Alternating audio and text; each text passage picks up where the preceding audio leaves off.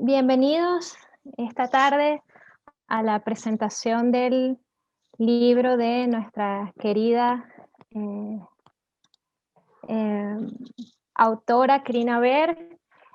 Para la Fundación para la Cultura Urbana es una inmensa alegría y una satisfacción que el primer libro que estamos editando en este 2020 sea el libro de Krina Berg, que fue el ganador de la 19ª edición del Premio Anual Transgenérico. Y además, no solamente tenemos la noticia de que está el libro impreso ya disponible en las librerías de Caracas y en las librerías y en una de las librerías de Barquisimeto, sino que este libro además abre la colección digital de la Fundación para la Cultura Urbana.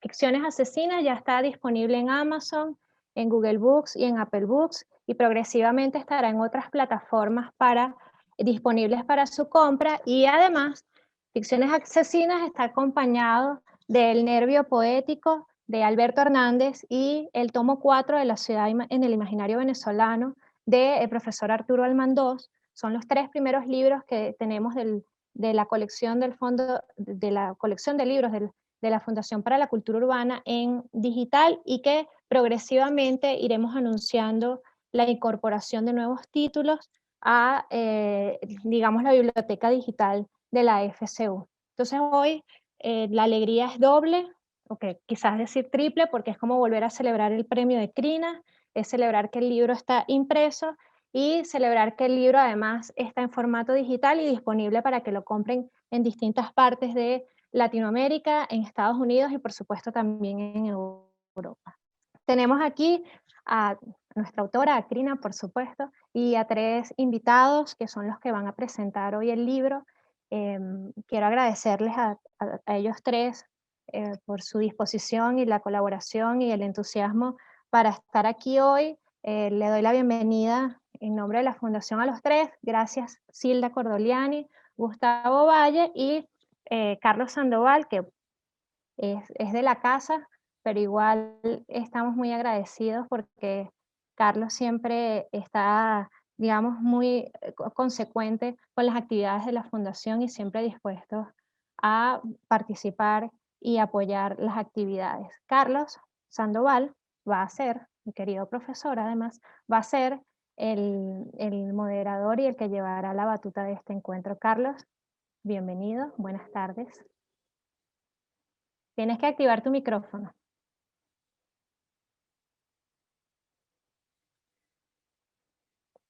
Tienes que activar el micrófono, Carlos.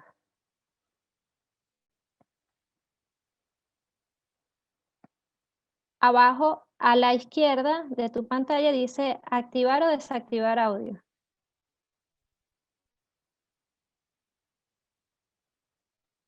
Al lado de la cámara tienes un icono que dice activar o desactivar audio. Abajo a la izquierda.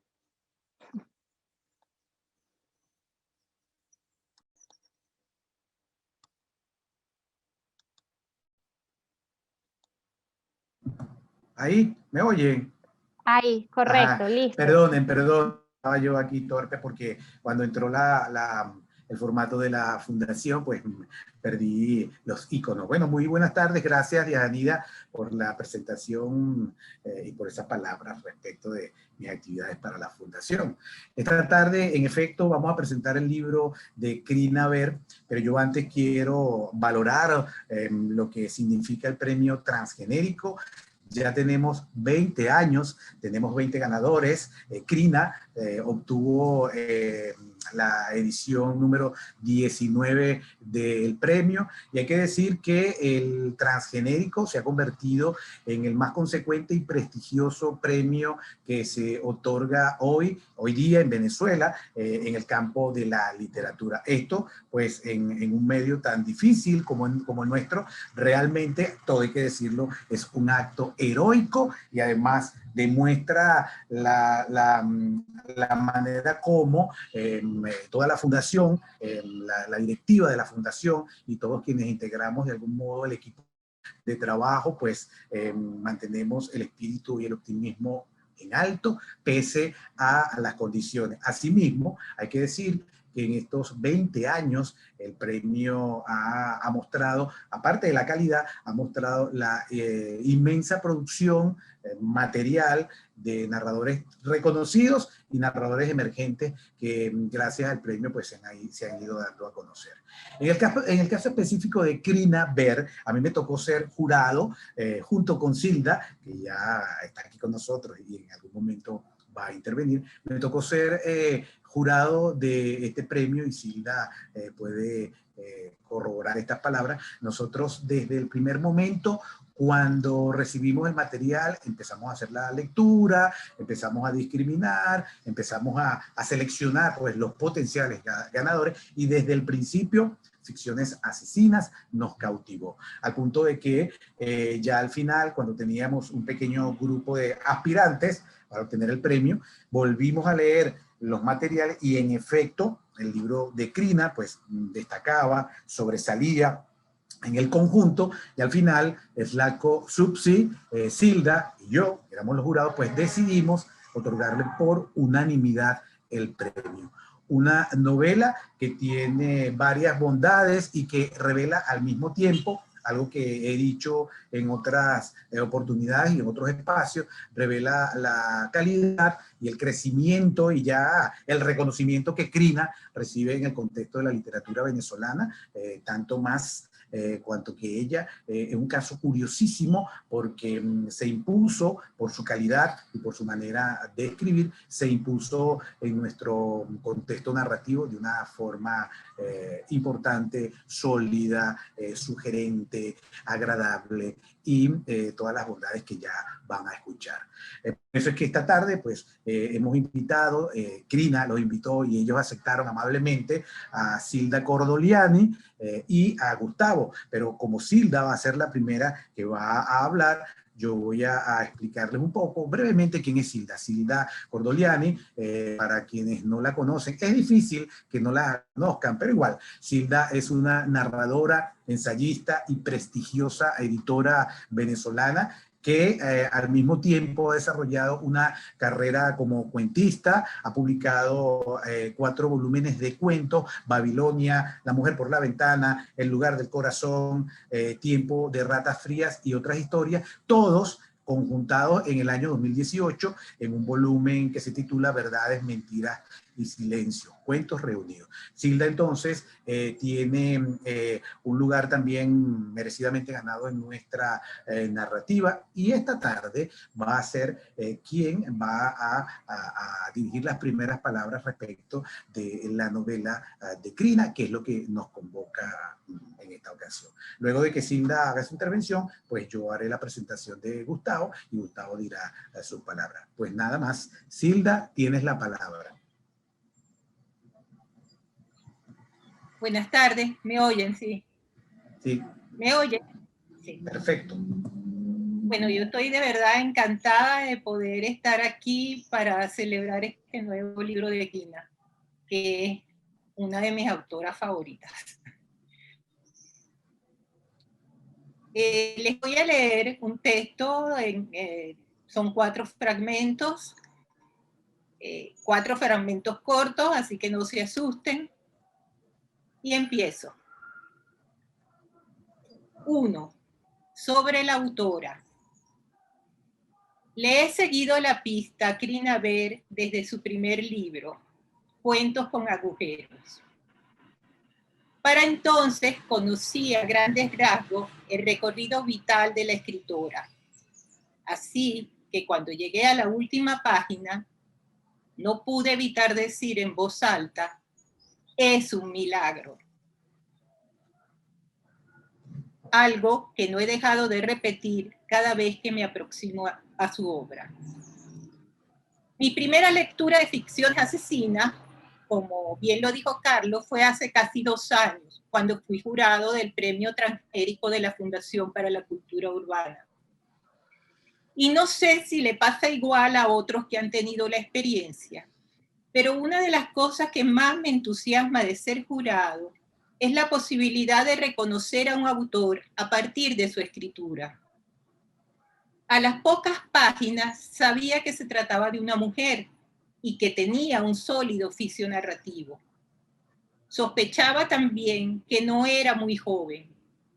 Se me ocurrieron varios nombres, pero aquel cierto alejamiento del narrador que viene dado por un lenguaje extremadamente cuidado y transparente, el cálido humor y los visos constantes de ternura me llevaron a Crinaver.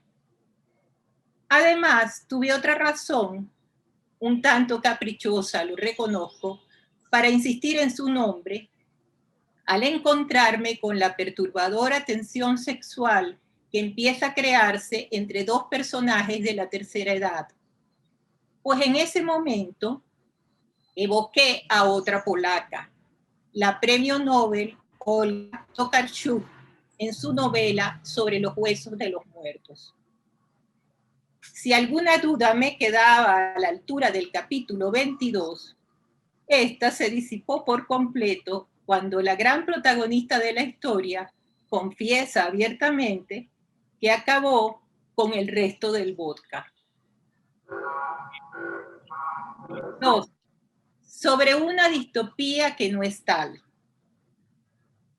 Ficciones asesinas tiene mucho de thriller, pero sobre todo de novela distópica. Dos géneros recurrentes de la literatura venezolana reciente. Uno y otro encuentran tierra fértil en tiempos convulsos, de miedos, de incertidumbres. Para la literatura, lo distópico funciona como espita ideal por donde dejar escapar los gases fétidos que nos ahogan. La novela se desarrolla en una ciudad que jamás se menciona, aunque los nombres de sus calles puedan resultarnos demasiado conocidos. Una ciudad en constante estado de sitio, drásticamente dividida en zonas. A la brecha entre castas sociales determinadas por las diferentes zonas, se suma una brecha generacional, porque en este lugar imaginario solo han quedado los muy jóvenes y los ancianos. En medio de este entorno tan sombrío, que quizás a alguien le haya sonado algo familiar, se despliega una trama destinada a desmantelar otro siniestro plan de GOP, como se menciona al gobierno, donde las complicadas artes del hackeo toman un lugar fundamental. Y como parte del tejido de la anécdota, también se desarrolla un juego de identidades que va desde las voces de dos narradoras distintas hasta los insólitos alias en Twitter y WhatsApp de los vecinos del conjunto residencial en el que se ubica gran parte de la acción. Pasando, por supuesto, y cómo no, por las tres personalidades que conviven en el héroe de esta historia, Luca Bambino. Si bien este juego de identidades le sirve a la autora para afincar la idea de que no siempre lo que vemos es lo que es, también apunta a darle cuerpo al mundo absurdo que insiste en crear, o más bien recrear.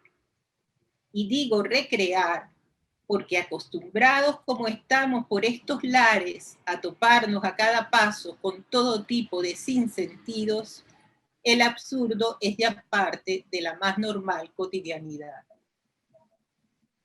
Por eso me pregunto hasta qué punto ese absurdo constante en hechos, situaciones e incluso personajes de esta novela sea algo especialmente destacable para el lector local.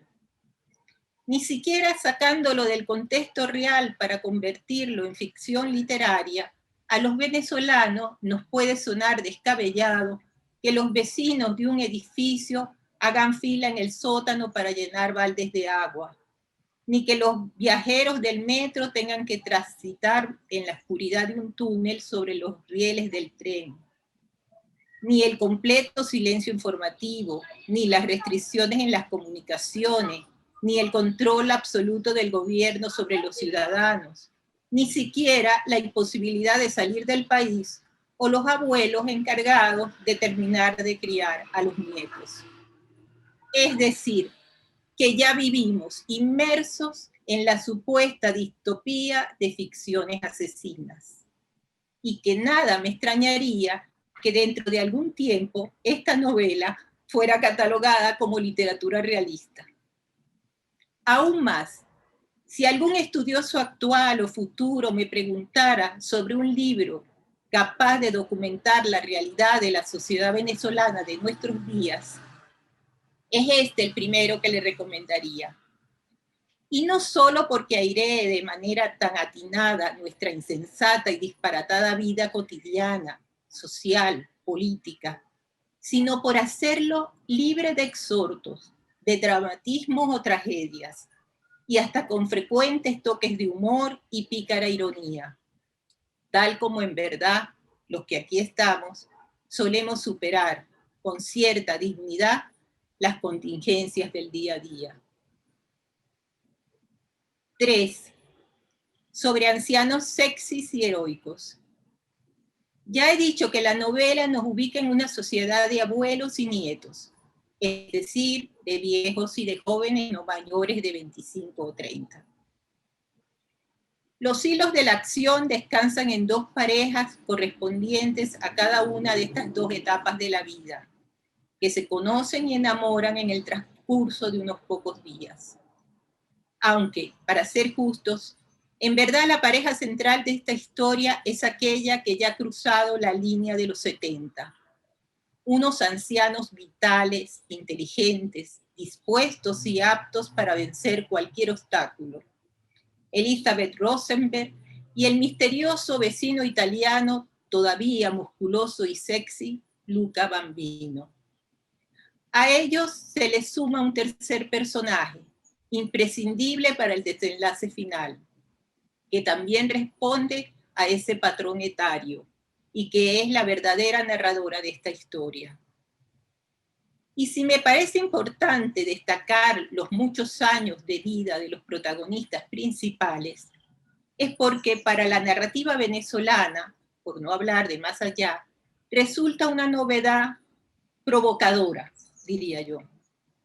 Solo se me ocurre un antecedente que no estoy segura pueda ser comparable, pues Viejo, de Adriano González León, va por un camino diferente, el de los estragos de la decrepitud masculina.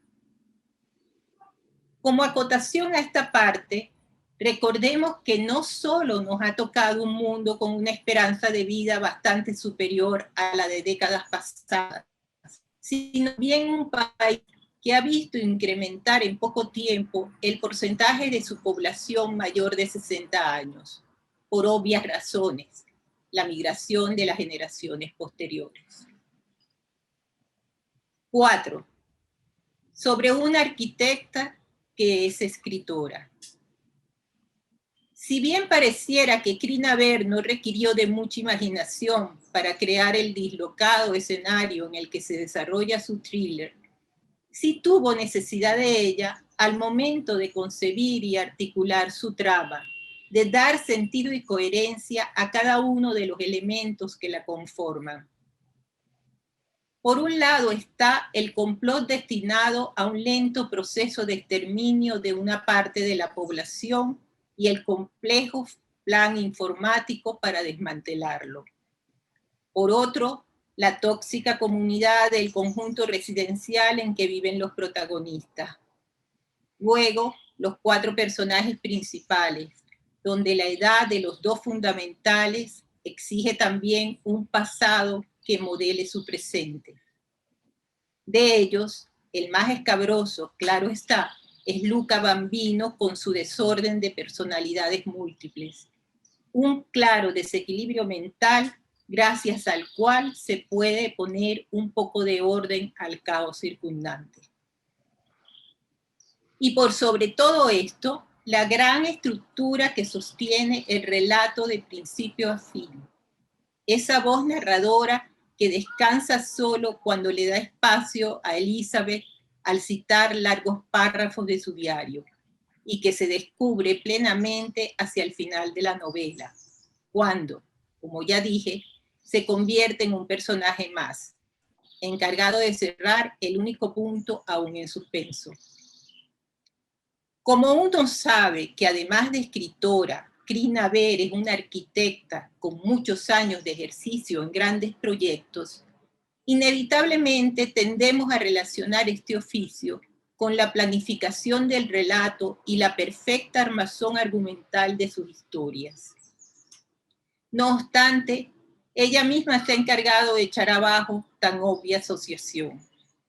Cito: me han dicho muchas veces que se nota que soy arquitecta por la estructura impecable de mis cuentos.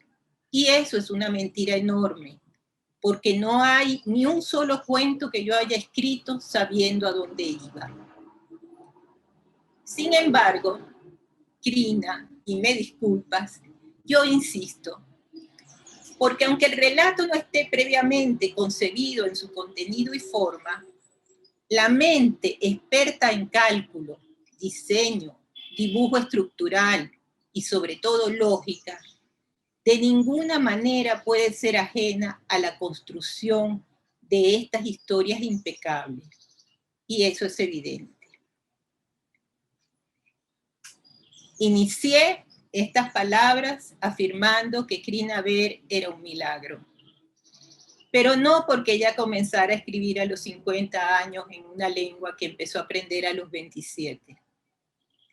El milagro está en que en 2 décadas ha sido capaz de construir una obra narrativa impecable y particular. El milagro está en haberse convertido en uno de los mejores narradores venezolanos del siglo XXI. Gracias, Krina, y gracias a todos ustedes.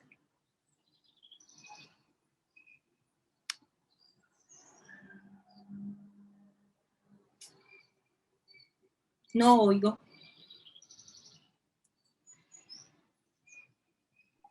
Carlos, no se oye, no se oye. Carlos, no te oímos.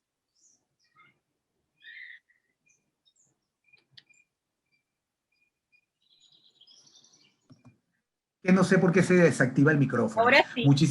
Muchísimas gracias, Hilda, por estas palabras, y ratifico lo que dice. Sin duda, Krina es hoy día una de nuestras escritoras más representativas.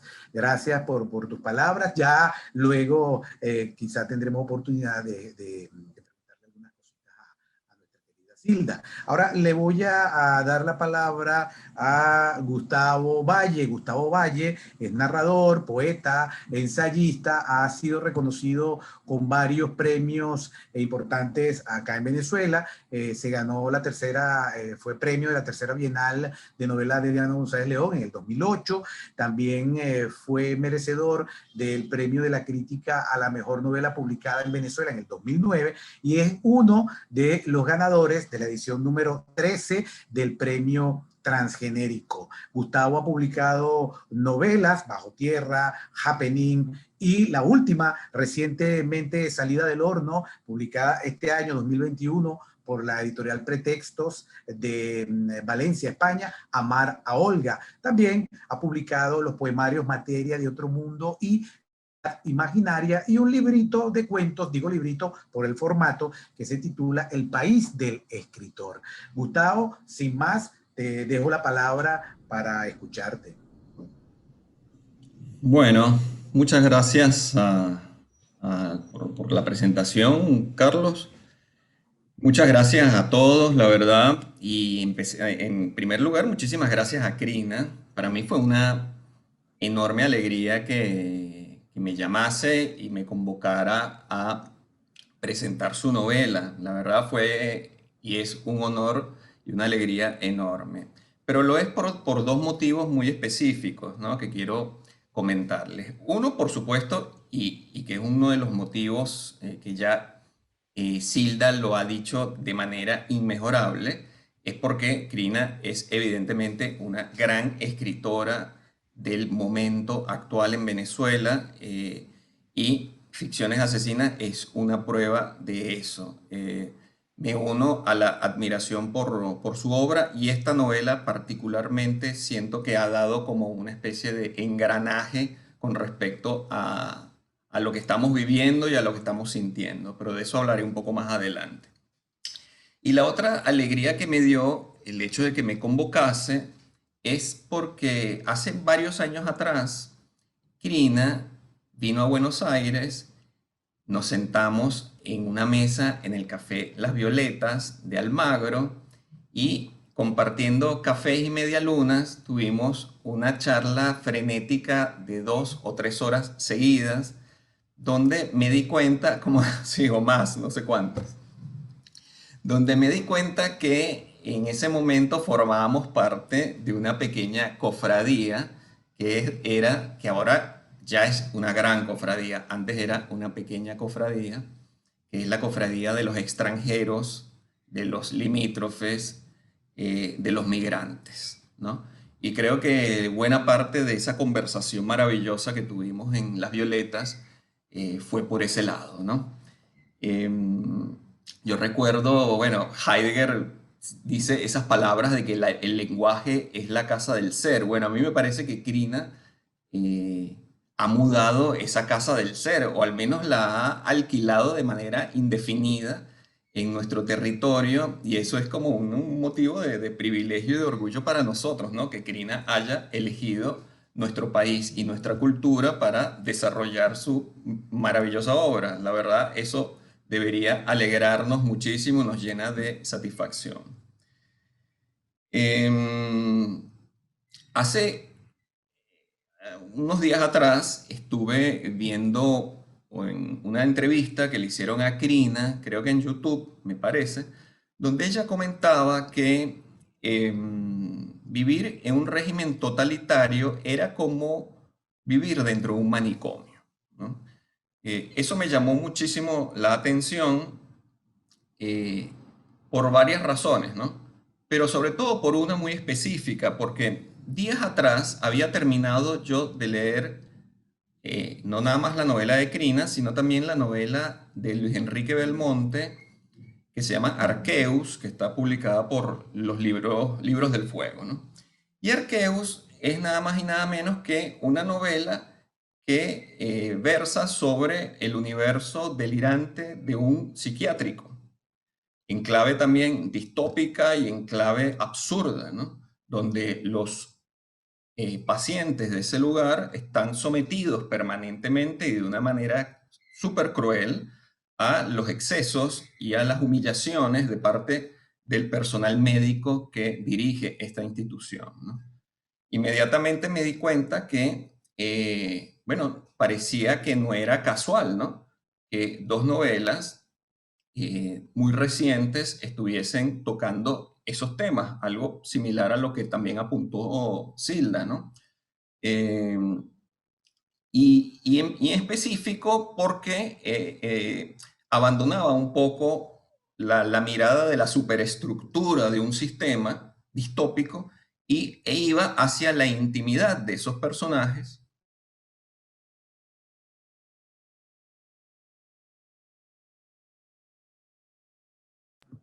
Se ha quedado pegado la imagen, ¿No? se ha congelado. Ajá, ya. Desmoronados, ¿no? Por el impacto de vivir en una sociedad de esas características, ¿no? Entonces, eso me pareció muy, muy interesante, ¿no? El hecho de que la distopía está permitiendo también no solo hablar de una superestructura, sino de una intimidad, de la intimidad de esos personajes que viven y padecen esas realidades. Quería comentar otra cosa, como unos ejes de lectura, llamémoslo así, ¿no? Va a ser un poco difícil superar lo que dijo Silda, pero yo voy a hacer el intento, ¿okay? Entonces, uno de los ejes de lectura que me llama mucho la atención, que es muy visible dentro de la novela, es el del amor. ¿Pero por qué? Y vuelvo a atar esto con lo que dije anteriormente, porque yo siento que en la novela de Crina, el amor no es nada más una historia de amor, sino que el amor es como el brazo armado contra el sistema opresivo que genera la novela y que está presente en esta distopía. El amor viene a ser como la resistencia y además también el motor que desencadena todo, ¿no? Entonces, eso me parece muy importante. Y por supuesto, coincido con Silda, que la relación amorosa destacada de la novela, si bien hay dos, la relación amorosa destacada es la de las dos personas, adultos mayores, o como bien se quiera denominar dentro del argot políticamente correcto. Es además contracultural porque estamos acostumbrados a relaciones de deseo y de sexualidad en cuerpos y personas muy jóvenes. Entonces esto viene a agregar un elemento sumamente atractivo realmente y humano en la novela, ¿no? Yo tengo una pequeña chuleta acá, entonces la voy a ir consultando, ¿ok? Hay una nota, sí, una cita de Hannah Arendt que yo quiero traer a colación, que dice muy brevemente: la fuerza que posee la propaganda totalitaria descansa en su capacidad de aislar a las masas del mundo real. ¿Y por qué lo traigo a colación? Porque precisamente el amor es el ejercicio de la realidad. En medio de esta construcción imaginaria, delirante, fantasiosa que quiere imponer el sistema totalitario, el amor viene a aislar al individuo, viene a establecer comuniones dentro de los individuos. Así que por eso el amor en la novela de Krina me parece que es fundamental por estos motivos, ¿no? Otro eje de lectura que me llama muchísimo la atención y que está muy presente en la novela es todo el universo metaliterario que está de principio a fin. Es una novela que permanentemente está reflexionando sobre su escritura, sobre cómo hacerla, cómo describirla. En un momento dice: no estoy escribiendo, sino describiendo. Es una novela que está constantemente valorando la frontera resbaladiza entre la realidad y la ficción, ¿no? En primer lugar, porque hay un eje narrativo, sobre todo hasta un poco más allá de la primera parte de la novela, que es el diario de la protagonista, de Beth Rosenberg, que de alguna manera como es el eje, es la estructura que va generando sentido a lo largo de todo el texto, ¿no? Pero la escritura, creo que en el caso de esta novela, también se convierte en un elemento salvador, digámoslo así. Es decir, tenemos el amor como una herramienta de construcción de sentido de realidad y de resistencia ante la circunstancia opresiva, y está la escritura y está la ficción como también una poderosa herramienta para derrotar o suspender o enfrentar todo lo que tiene que ver con este mundo oscuro de la manipulación totalitaria que propone la novela. De modo que esas dos cosas me parecen muy importantes, tanto el amor como la escritura y la construcción de ficción son realmente incluso los héroes de la novela, a pesar de que Luca Bambino se puede llevar todos los laureles, pero desde un punto de vista abstracto, digamos, si damos un paso atrás y lo vemos desde afuera, creo que estos dos elementos tienen una presencia fundamental en todo esto, ¿no?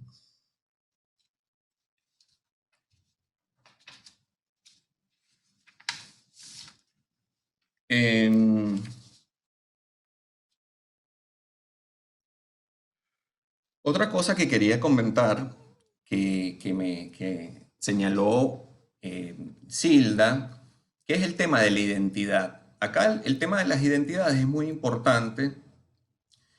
Silda mencionó los avatares de las cuentas de WhatsApp y otros elementos, bueno, la triple identidad de Lucas, que es un trastorno psiquiátrico, es el trastorno de identidad múltiple, me parece, o algo así, disociativa, creo.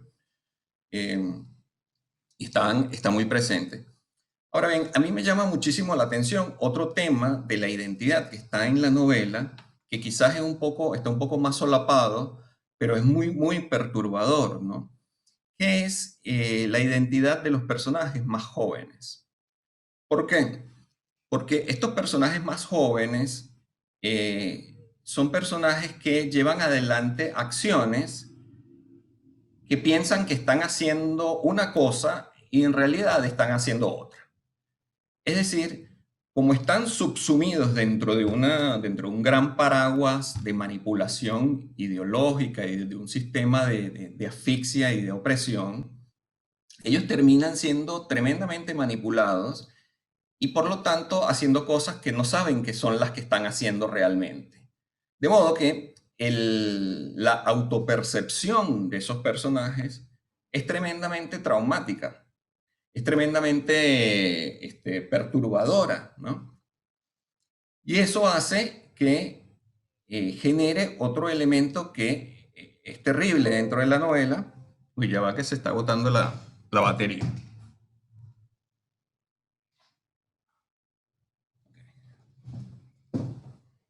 Ok, ahí está, perdón. Y esto hace que esta identidad resbaladiza o esta autopercepción que tienen los personajes jóvenes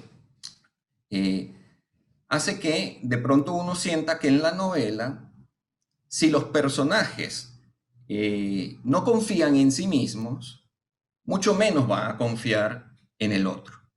Mucho menos van a confiar en el vecino, mucho menos van a confiar en el familiar, en la abuela o en el nieto. Entonces se genera por ese proceso de autopercepción, digamos, perturbada, un tema de una comunidad de la sospecha, de una sociedad de la sospecha.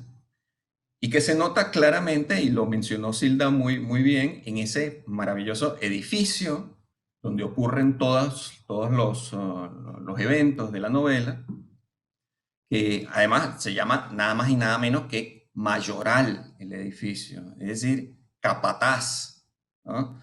Es el nombre que tiene este edificio, ¿no?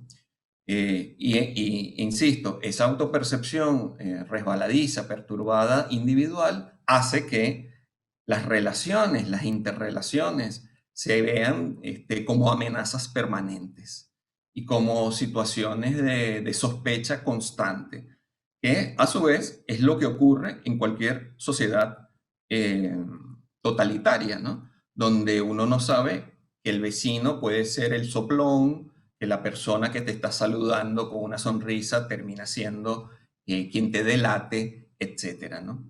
Y todo eso creo que está muy bien, está excelentemente sugerido a través de los problemas de identidad que tienen los personajes, ¿no?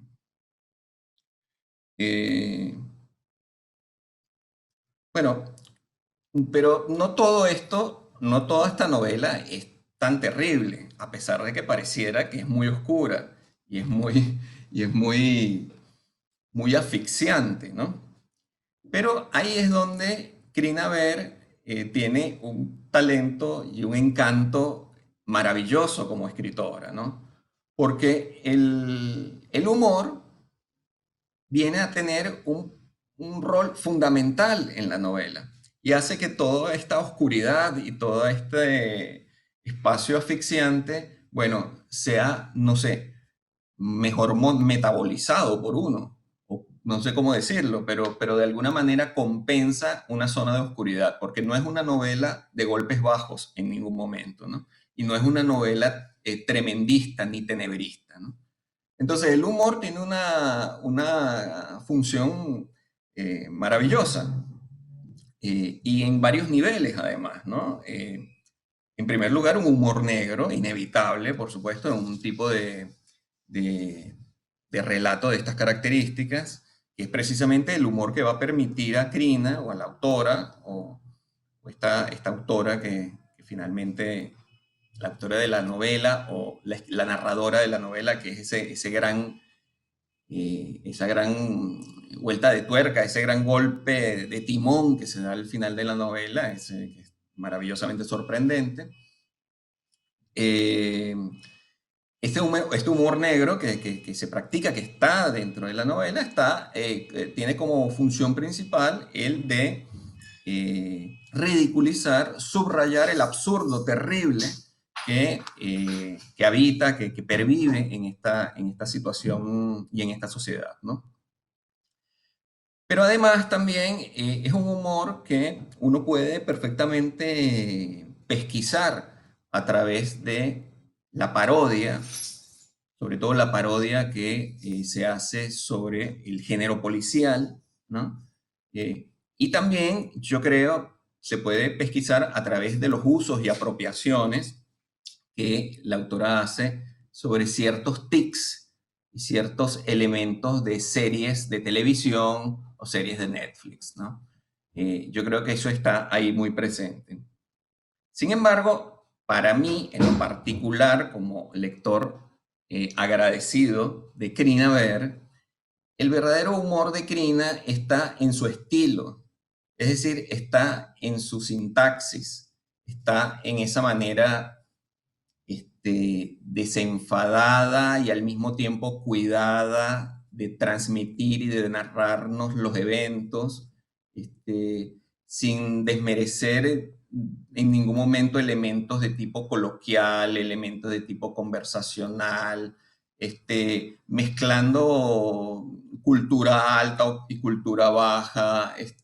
Bueno, eso hace, esa forma de escritura, esa sintaxis maravillosa que tiene Krina, hace que el relato, a pesar de lo oscuro, transite de una manera entretenida, animosa, veloz incluso, porque hay una velocidad en la narración que hace que uno se suba sobre ese carro aceitado y avance con toda velocidad. Entonces esto hace que, a pesar de ser una novela de estas características, sea, señores, una novela tremendamente divertida, tremendamente entretenida. Así que yo los invito a que lean esta maravillosa novela de Krina Beer. A mí me ha encantado porque, además de plantearnos situaciones paralelas muy perturbadoras a lo que muchos de nosotros estamos viviendo como sociedad, además de eso, la vamos a pasar muy bien y nos vamos a sentir muy agradecidos por el libro que tenemos en nuestras manos. Así que con esto termino. Lean la novela, cómprenla. Si no tienen plata, pídanla prestada, pero háganse de ese universo que les va a maravillar. Muchísimas gracias, Gustavo, por tus palabras, por tu intervención.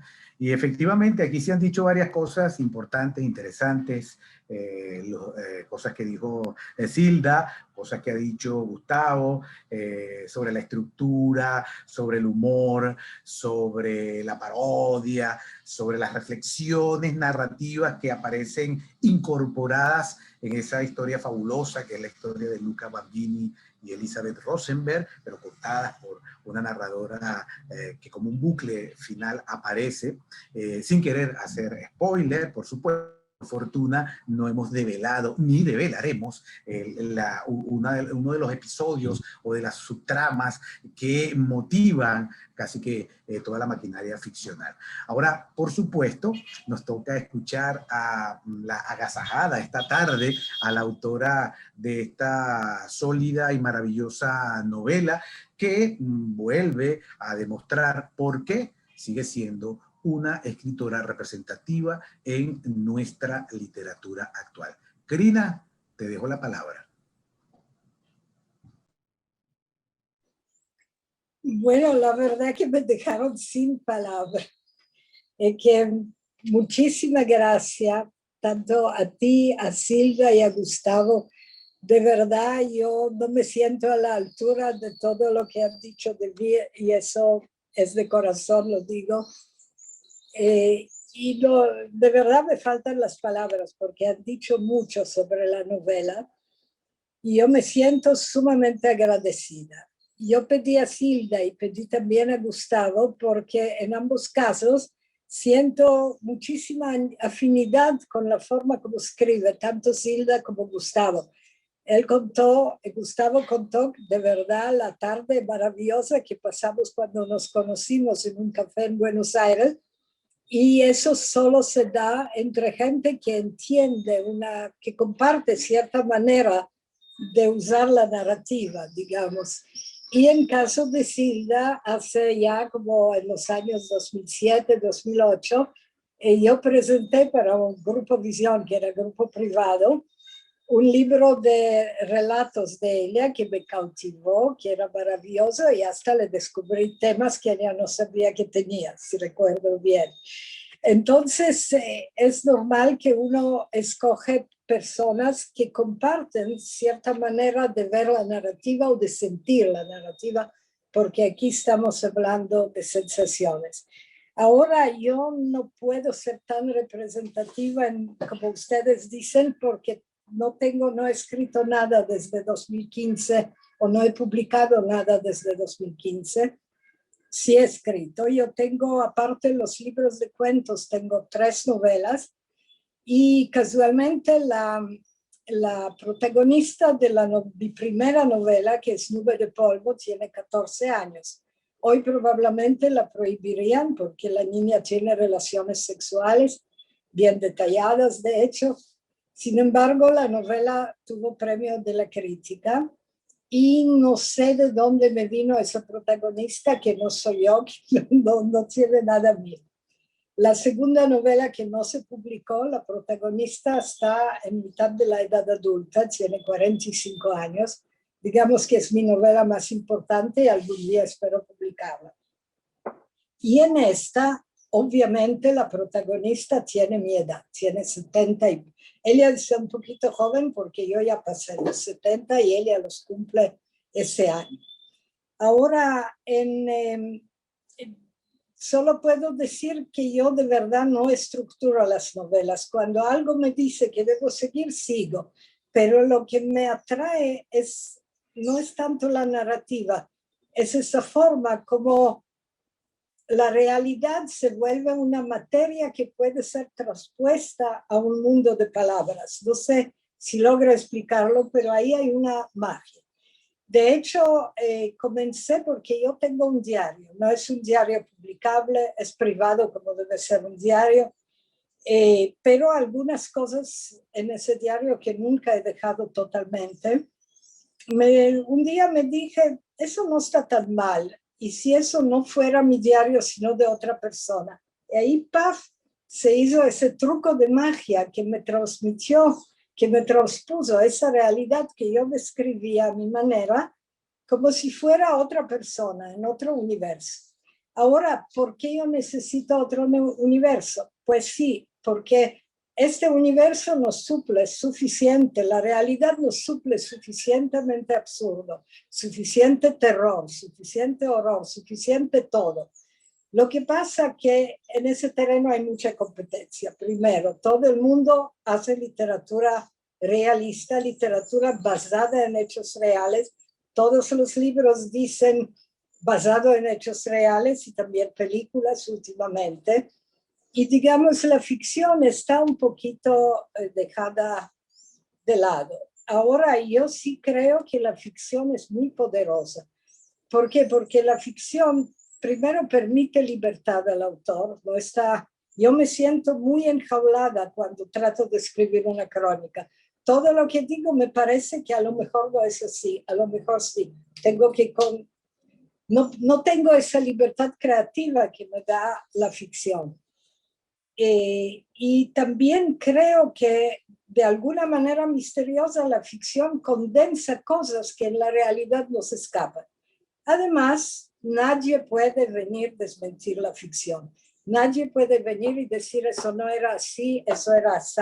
Que es lo que ocurre con toda la masa de literatura basada en crónica, en testimonio, en periodismo, en hechos reales. Siempre será desmentida. yo me siento segura escribiendo algo que nadie puede desmentir porque es ficción. Y sin embargo, supongo que la ficción tiene fuerza. De hecho, el título que se me ocurrió al final, el título viene de todas esas constantes referencias a la ficción que escribe mi protagonista, o que escribía, porque ella ya no escribe, está como bloqueada, porque muchas cosas que ella quisiera escribir no lo hace porque es supersticiosa, y eso soy yo. No puede escribir sobre algo que no quiere que pase, porque pasará.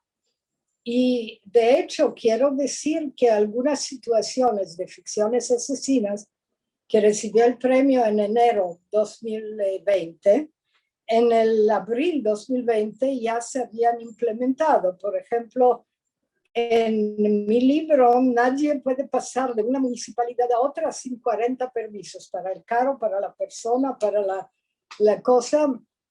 Y creo que ya nos hemos acostumbrado a esta realidad. Yo no me imaginaba pandemia. En mi universo eso es mucho más terrible porque no hay emergencia, no hay pandemia. Es como una situación normal. La gente la vive como una situación normalísima.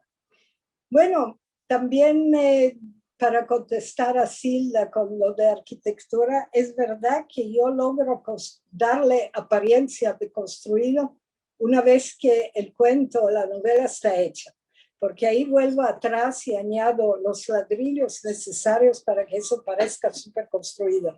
Pero la verdad que yo escribo de manera totalmente salvaje porque con los ojos vendados yo no sé dónde voy.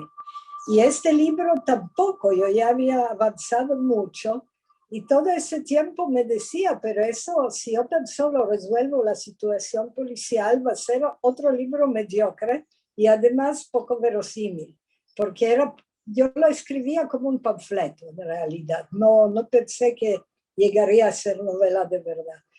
Y ahí descubrí que todo ese asunto de no saber qué es realidad, qué es ficción, de no saber si el manicomio está dentro o afuera, si yo escribo dentro del manicomio o afuera de uno, eso me dio la solución, digamos, para darle esa unidad y esa profundidad, diría yo, a la novela. Bueno, eso es todo lo que podría decir.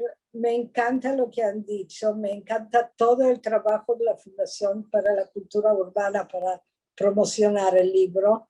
Espero que a los lectores, primero espero tener lectores, que eso no es tan normal para mí, no sé, creo que no debo tener muchos, pero los que tengo normalmente quedan satisfechos y espero que será también la misma cosa ahora. Y solo tengo muchísima gratitud por todo lo que ha hecho la Fundación, tú, Carlos, que eres un bastión para mí siempre, ustedes dos que me han presentado y que los quiero mucho. Y a todos ustedes que han tenido a bien venir a escuchar esta presentación. Les agradezco mucho. Ya. Bella Crina, muchísimas gracias. Nos quedan todavía algunos minutos. Yo no sé si Silda quiere hacerle una pregunta en especial a la autora, ya que la tenemos aquí, o el propio Gustavo, o no sé si alguien del público se anima y aprovecha la oportunidad de tener a la autora, aun cuando no hayan leído todavía la novela, pueden hacerle alguna pregunta, bueno, que crean pertinente o por simple curiosidad. Yo quería hacer una pregunta a Crina. Quería saber cómo había sido el germen de la novela. Es decir, ¿qué fue lo que la imagen, la idea, la lectura, la conversación, lo que sea que te sirvió de motor para desarrollar todo esto? ¿Hubo un germen para esto o no? Siempre lo hay, ¿no? Un germen viene para mí siempre de la realidad, después lo uso como materia, ¿no? Desde luego, la historia de la bomba averiada ocurrió en mi edificio, donde durante los primeros tiempos tuvimos que bajar a sacar el agua. Debo decir ahí, por si acaso hay vecinos míos que escuchen, que no los he usado en absoluto como modelo en mi universo muy paranoico, porque aquí más bien vuestros vecinos son un bastión de seguridad y de solidaridad, eso debo decir. Pero la mera idea de ver gente que bajaba con tobos y lo sacaban con una cadena del tanque, porque aquí no falta agua, lo que nos faltaba era la bomba, para variar. Y la preparación no pudo hacerse por dinero, por la recolecta durante casi un mes.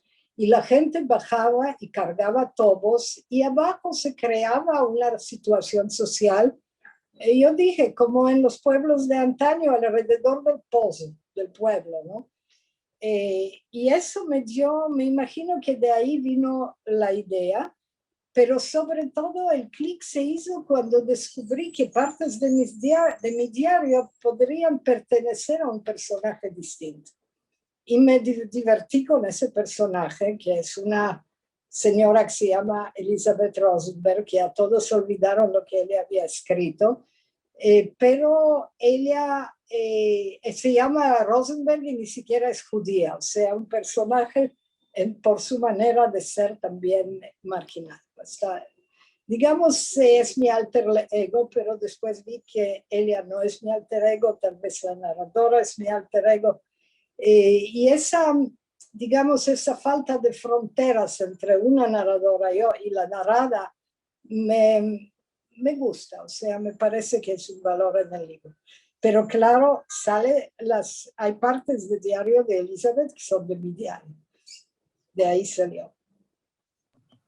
A ver, aquí tenemos una pregunta que hace Luis Mancipe, querida Crina. Él pregunta, ¿existe alguna relación entre esa novela que dices que es la más importante que has escrito y que aún no está publicada con esta novela que me acabas de editar, de resulta del premio transgenérico, y pregunta al mismo tiempo si esa novela que no ha publicado, si ocurre en una ciudad en particular? No, precisamente no existe tan relación. Y de todo lo que he escrito, yo me precio que todo lo que he escrito se puede calificar como literatura venezolana. Ficciones asesinas, ciertamente, Nube de polvo también, la mayoría de los cuentos también.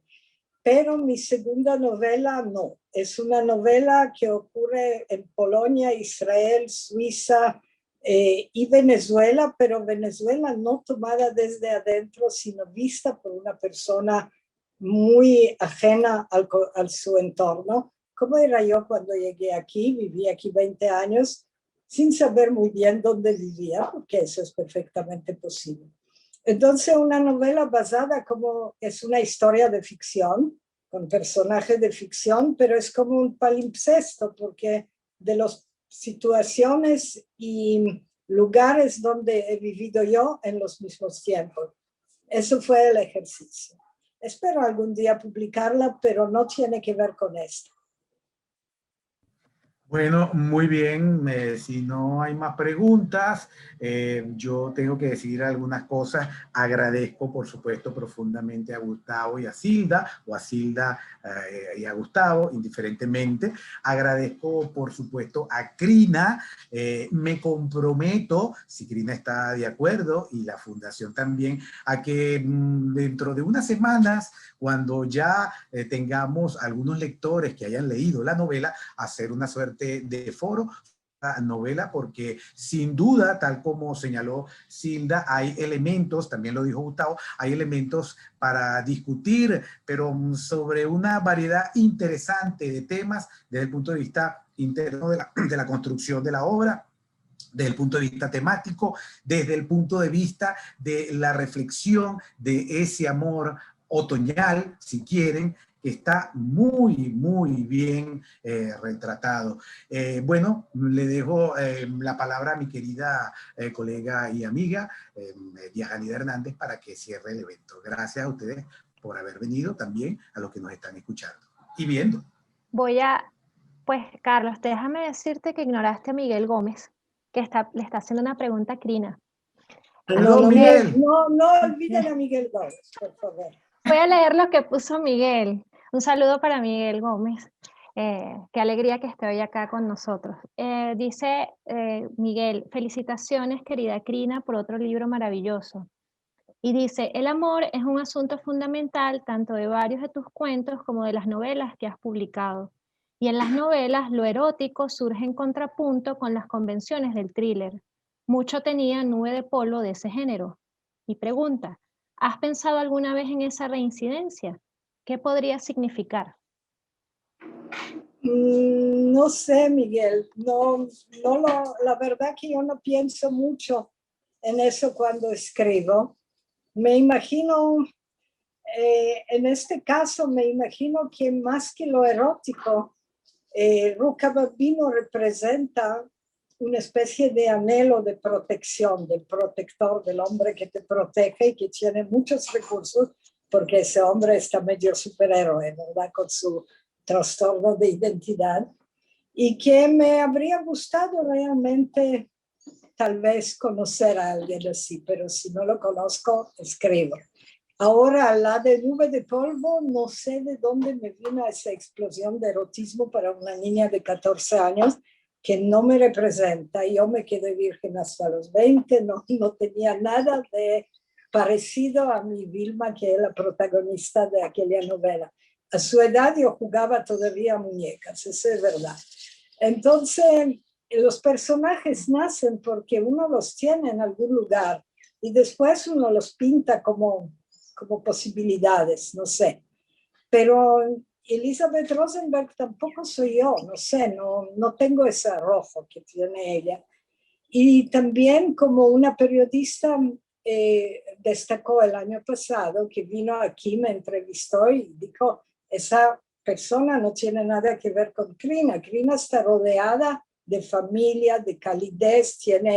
Yo tengo en mi casa 2 personas mayores, mis 2 hijos, mis 2 nueras, mi nieta, un perrito. O sea, tengo mi calidez y mi amor alrededor.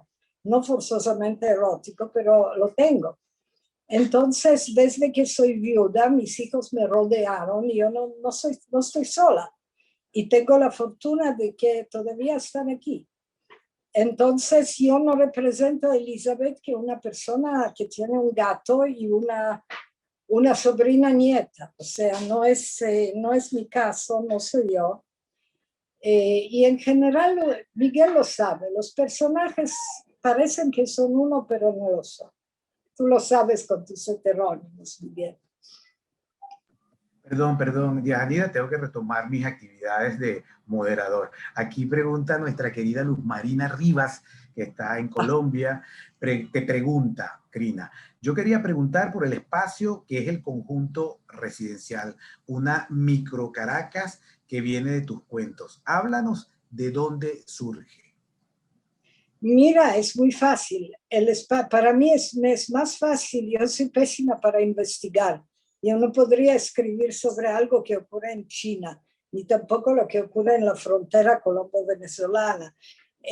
Yo escribo sobre lo que veo y conozco. Yo vivo en un conjunto Sanssouci, en Chacaito, como dice Salvador Fleján, dice nuestra escritora de Chacaito, porque es verdad. Yo creo que no necesito tanta investigación ni tanta lejanía para que mi contexto donde vivo se convierta en literatura. Yo tengo cuentos como Agujeros, que ocurren en un conjunto residencial, y tengo también Kiosco de Nilda. Cada vez el conjunto residencial es diferente, pero siempre es una micro unidad. Ahora, Liliana Lara, nuestra escritora que vive en Israel, le ha hecho una tesis de doctorado donde tengo el honor de ser una de las personas analizadas desde el punto de vista del espacio. Y ella levantó precisamente el hecho de que la verdad que la vida se desarrolla en esos microespacios mucho más que a escala mayor, que se vuelve... la escala mayor se vuelve mucho más abstracta. Para mí, el conjunto donde vivo, por más que no lo reflejo tal como es, me crea mi microcosmo. También había otra cosa que quería decir al respecto, pero...